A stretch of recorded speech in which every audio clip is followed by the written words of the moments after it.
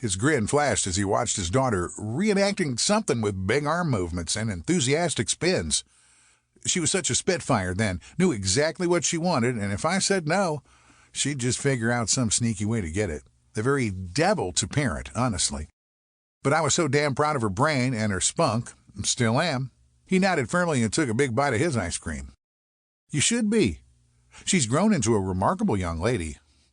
I was so proud of her today with the way she handled herself.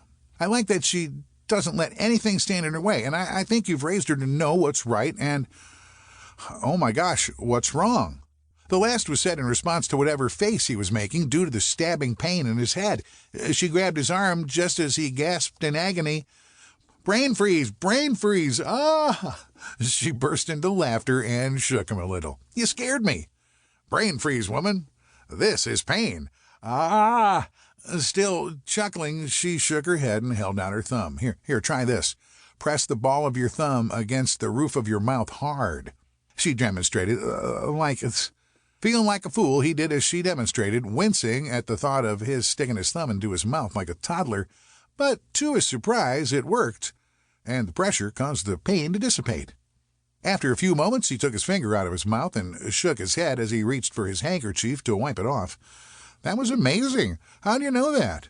Shrugging, she smiled as she licked at her cone. He found himself entranced at the way her tongue glided across the ice cream, and he wondered if he were to kiss her at that moment, if she'd taste like chocolate.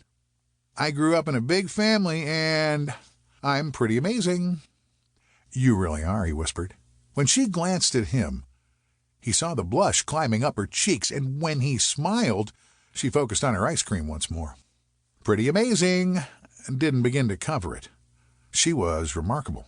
Clint didn't think he'd ever forget the way his heart had felt when Lacey had so boldly announced October was going to be her stepmother. It had been a sort of terror, mixed with a fierce joy, wrapped in a longing he was all too familiar with.